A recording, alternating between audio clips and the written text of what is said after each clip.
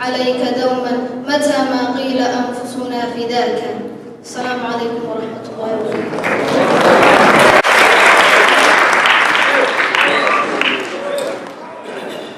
MashaAllah, Jazakumullahu khairan for the youth group of Masjid Al Ihsan. They make us all very proud. It's very heartening to see the next generation rise up to take this mantle.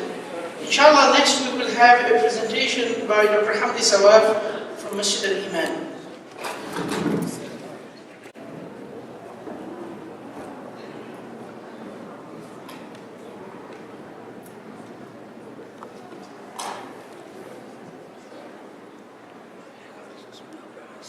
I'm sure some of you would say that, who this guy, whose name is Hamdy. Hamdy is a female Somali name. Who named him? You know this. Forgive us, this is the Egyptian style. Hamdy is a male name in Egypt, but it is a female name in Somalia. Maybe you and us can do something about it here, inshallah.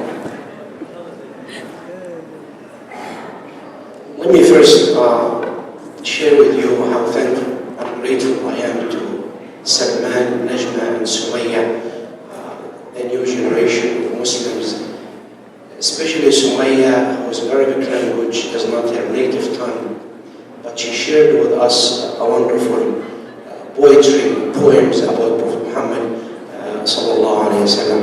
Jazakumullah khairan. Jazakumullah khairan. أعوذ بالله من الشيطان الرجيم. بسم الله الرحمن الرحيم.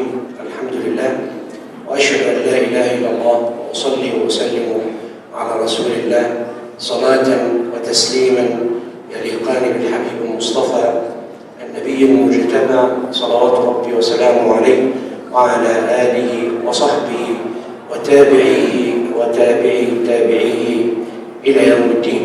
In the name of Allah, most gracious and most merciful, the cherisher and the sustainer of the whole universe. Praise be to Him. I bear witness that there is no God worthy of worship except Allah subhanahu wa ta'ala, and I bear witness that Muhammad sallallahu alayhi wa sallam, the Prophet, the Messenger, and the seal of all prophets and messengers before him. I greet all of you with the greeting of Islam. Assalamu alaikum wa rahmatullahi wa barakatuh. Ya Allah, what I hear from you means that you love me so much. That's why you speak to yourself and you answer me this way. Though Muhammad sallallahu alayhi wa sallam is saying and teaching us, وَإِذَا حَيِّيتُمْ بِتَحِيَّةٍ فَحَيُّوا بِأَحْسَنَ مِنْهَا أَوْ رُدُّوهَا. If you're greeting with the greeting of Islam, you respond with much better than what we have here, or at least the name. Can I repeat it one more time? Assalamu alaikum. I leave it to the speakers. Is it much better than what I said? Or the same? One more time.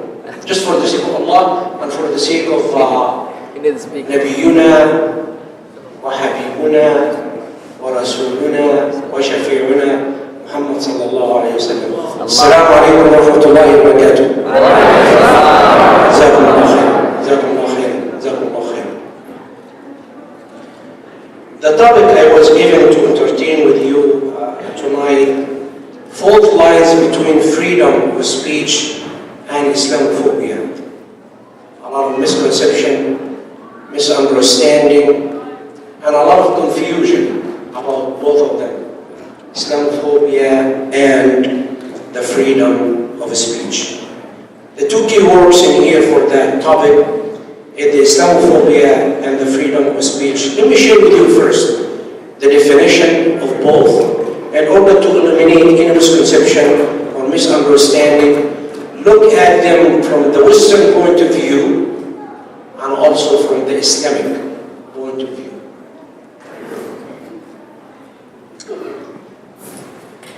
The anti-Islamic sentiment or Islamophobia is a term of prejudice against, hatred towards, or fear of the religion of Islam and Muslims, or of ethnic groups perceived to be Muslims.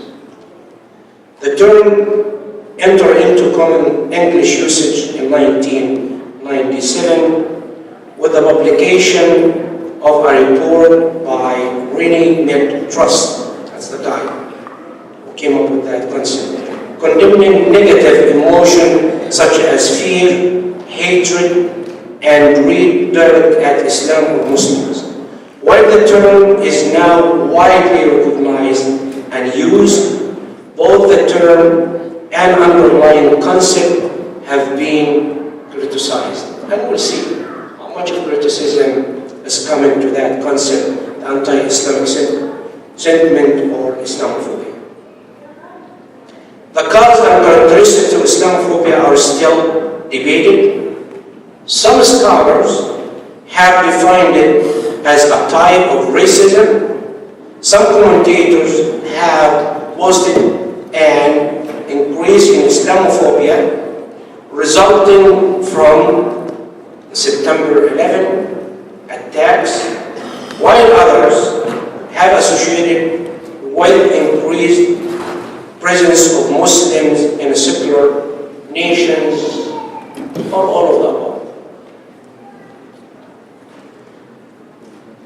How about the concept of freedom of speech? It is derived from the Western ideology that is based on the belief that God and religion should be separated from life's affairs. It does carry that secularism concept. Human beings define how to live their lives free of constraints of religion, which is why freedom of individual ownership, religion, and speech are essential cornerstones of the Western societies. The right to speak and what are the limits of speech are therefore all defined by a human being. This view completely contradicts Islam. In Islam, it is the creator of human beings, Allah subhanahu wa ta'ala, the Almighty, who gave the right of speech, and people define limits on what is acceptable and unacceptable speech. Prophet Muhammad sallallahu alayhi wa sallam, in one of the hadith, is teaching us that من كان يؤمن بالله واليوم الآخر فليقل خيرا أو ليصمت. الله أكبر. The Messenger of Allah, peace be upon him, said, whoever believes in Allah and the last day, then let him speak good, khayr, or remain silent. This hadith, by the way, has been agreed upon and narrated by Abu Huraira radiallahu anhu. Khayr in this hadith means Islam or what Islam approves. Either to speak what Islam is saying or what Islam has been approving, or keep quiet. Islam and freedom of speech has become a contentious issue in the recent times. The limits of what it is and what is not acceptable speech is becoming a new battleground between Islam and the West. The issue came to a head in September 2005, a few days before Ramadan of that year, when the Danish newspaper Julian's Boston printed insulting cartoon of our Prophet Muhammad sallallahu alaihi wasallam.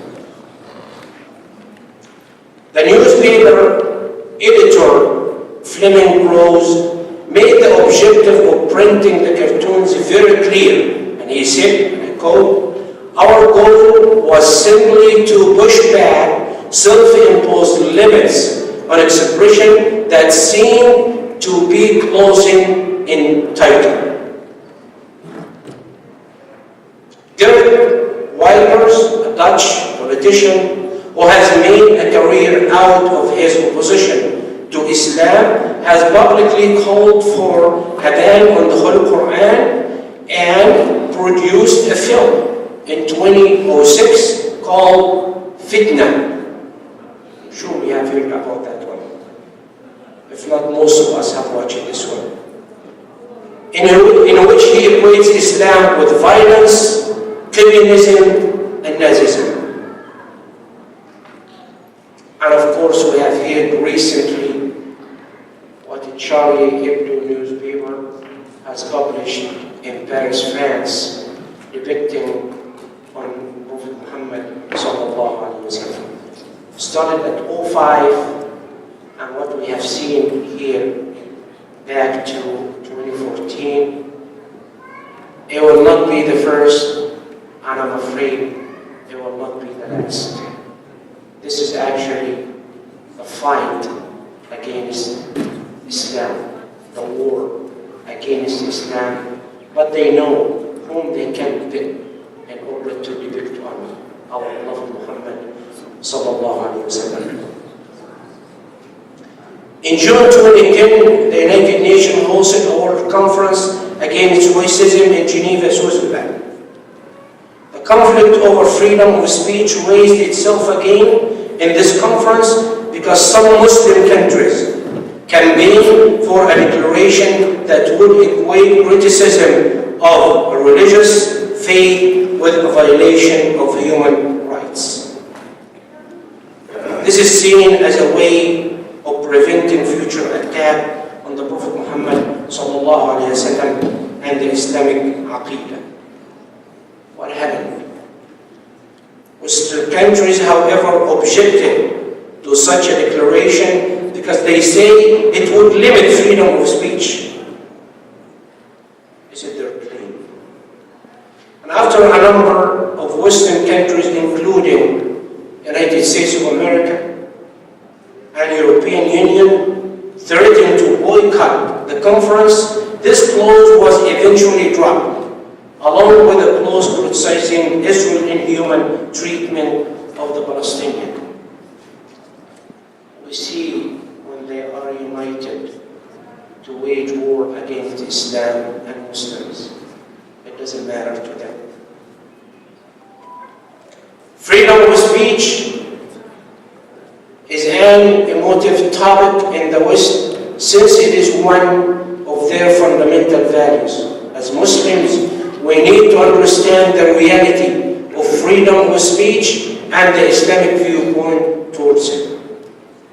What is the origins of freedom of speech? We have to understand that phenomenon. We have to analyze it. We have to understand where it is originated, how it is developed, who's behind it, and what we should do about it. What we should do against it as Muslims. It is originated mainly in Europe, where Europe lived in the dark ages for hundreds of years, ruled by tyrannical kings on behalf of an obsessive church. Book burning, inquisitions, torture, and death were commonplace for those who dared to confront this tyranny. Scientists, thinkers, scholars were all subject to harassment and even imprisonment of their views. The famous scientist, as we all know, Galileo, for example, was convicted of heresy on 1633 and spent the rest of his life under house arrest for claiming that the earth moved around the sun. He speaks scientifically, yet even the scientific facts have been objected by the church at that time, and he got to be under house arrest for the rest of his life. That's the freedom of speech for them. Secularism has been all over with Western countries. Even the Declaration of the Rights of Man and of the Citizen, fundamental document of the French Revolution, and we know what states there.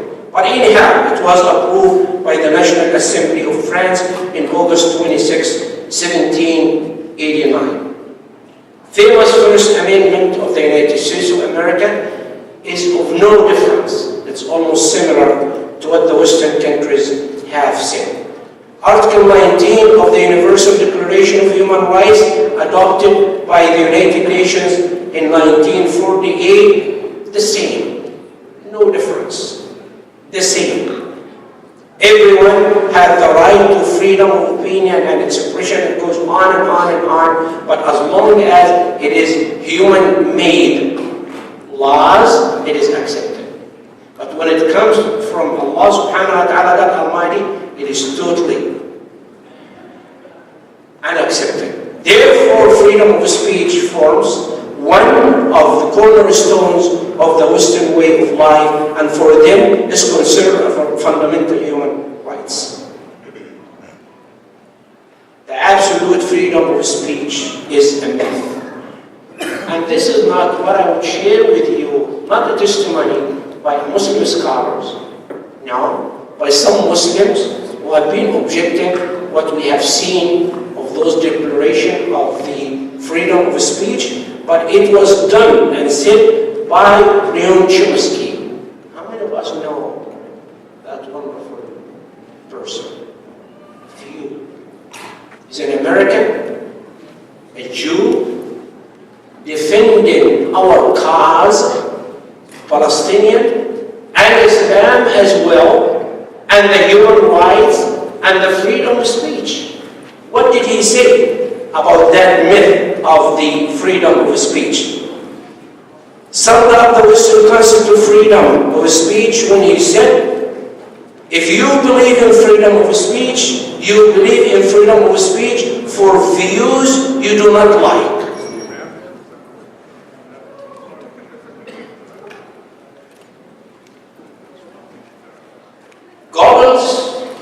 Do we know him? The minister of media of the Nazi Hitler. Goebbels was in favor of freedom of speech for views he liked. So was Stalin of the former Soviet Union. We know what he has done and how many millions he has killed with that concept of the freedom of speech and human rights and so on and so forth. If you are in favor of freedom of speech, that means you are in favor of freedom of speech precisely for views you despise. I just share with you some of those examples in here in order to find out that no freedom of speech for Muslims. This has been declared all over and no one can hide it, no one can deny it. In June 2010, UN World Conference against racism, it was very, very clear that it was totally against that freedom of speech when it comes to Muslims and Islamic thought.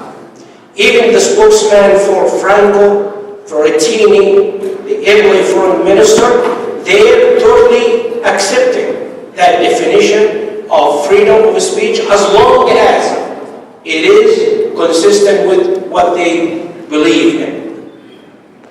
EU was also unhappy with the resolution criticizing Israel and sought to remove at least 5 paragraphs from the draft, such as the phrase that in order to consolidate the Israeli occupation, Palestinians have been subjected to unlawful collective punishment, torture. This will give us some idea how the Western societies defining and believing in the freedom of speech. what Islam is telling us about the freedom of speech. The view completely contradicts Islam, the Western view. In Islam, the creator of human beings, Allah subhanahu wa ta'ala, who gave the right of speech to people and defined the limits on what is acceptable and unacceptable speech. Again, the hadith of Prophet Muhammad sallallahu alayhi wa sallam, "Man kana yu'minu billahi wal yawmil akhir falyaqul khayran aw liyasmut." In that wonderful hadith, it is a long one by Mu'adh ibn Jabal radiallahu anhu arda, when he is in the companion of Prophet Muhammad sallallahu alayhi wa sallam, when Prophet Muhammad sallallahu alayhi wa sallam was teaching the Sahaba ridwanullahi alayhim ajma'in, "Amsik alayka lisanak." And Mu'adh, subhanallah, replied to Prophet Muhammad sallallahu alayhi wa sallam, "Awa nahnu mu'akhaduna بما نتكلم به أو بما نتفقه به يا رسول الله." فرد رسول الله صلى الله عليه وسلم من ذات وانظر في الحديث: "وهل يكب الناس على وجوههم أو على مناخرهم يوم القيامة إلا حصائد ألسنتهم." Wallahi, for the whole world, for all politicians, for those who claim that they are the leaders of the whole world, and they are the defendant of freedom of speech and against Islamophobia and so on and so forth, I will challenge them. I call upon all of them to study that hadith of Prophet Muhammad sallallahu alayhi wa sallam, to understand it first. And I'm not asking them to abide by this understanding, no, but to understand what Muhammad sallallahu alayhi wa sallam said 1400 years ago about the freedom of speech in here. It actually would tell us that, hold your tongue, be careful in what you're saying. Mu'adh is asking Rasulullah sallallahu alaihi wasallam, are we held accountable for what we have been saying? Oh, the Prophet of Allah, the Messenger of Allah? And he replied to them, what would drive people in the day of judgment to the hellfire except what their tongues have been uttering in this dunya? And now they are claiming that freedom of speech in this country and Western countries, it would be followed and it would be abided by. What we should do? Understand those concepts really well. Don't be fooled by what they have been propagating about the freedom of speech. It is connected directly to democracy. It is connected directly to the freedom. No, this is a big myth. What I like, I abide by. What I don't like, I'm not only criticizing, but I'm totally against it. As long as it would fit my thought and my need and the cornerstone of my fundamental things in my society, I would take it literally. But anything would be against it, we would never take it. It is the Quran, it is the Sunnah of Prophet Muhammad sallallahu alaihi wasallam, the traditions of him sallallahu alaihi wasallam, it is his seerah, it is biography, that we have no choice today but to go back to all of them and study them. It doesn't matter whether it is the freedom of speech, it doesn't matter whether it is the concept of Islamophobia, it doesn't matter. تَرَكْتُ فِيكُمْ مَا إِن تَمَسَّكْتُمْ بِهِ لَن تَضِلُّوا بَعْدِي أَبَدًا كِتَابَ اللَّهِ وَسُنَّتِي. I have left for you what you have hold on firmly, you will never be deviated from the way of Allah subhanahu wa ta'ala, to the Sunnah of Prophet Muhammad sallallahu alaihi wasallam and the Quran, inshallah. And also capitalize on the testimony of non-Muslims. What they are talking about Islam, what they are talking about Prophet Muhammad sallallahu alaihi wasallam, what they are talking about the freedom of speech in Islam. Go back to those wonderful writers, from Michael Hart, who authored his book, The 100 Most Influential People in the History of Mankind. He has listed Muhammad sallallahu alaihi wasallam as number 1. Allahu Akbar. Go to Karen Armstrong, read what she wrote about Muhammad sallallahu alaihi wasallam in his wonderful book, Muhammad and his life, a legacy of his life. Wallahi, I feel that when I read her book, as if she was living at the time of Prophet Muhammad sallallahu alaihi wasallam and understanding exactly what he was saying and what he was teaching. Have you seen the newspaper of the Sunnah Tribune today?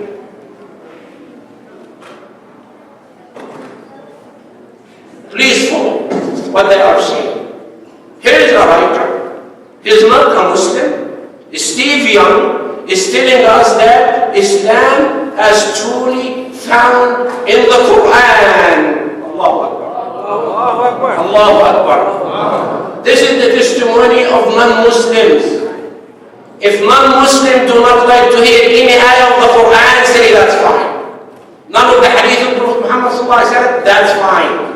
None of the teaching in his seerah, in his biography, that's fine. But would bring you testimony from your own people. وَشَهِدَ شَاهِدٌ مِّنْ أَهْلِهَا. This is the testimony we have to emphasize. We have to give it light on. If they do not like to hear what the Quran is saying, what the Sunnah is saying, what the teaching of Muhammad ﷺ saying, this your own people who are have testimony in favor of Islam and in favor of Muhammad sallallahu alayhi wa sallam. أقول قولي هذا وأستغفر الله لي ولكم والسلام عليكم ورحمة الله تعالى وبركاته.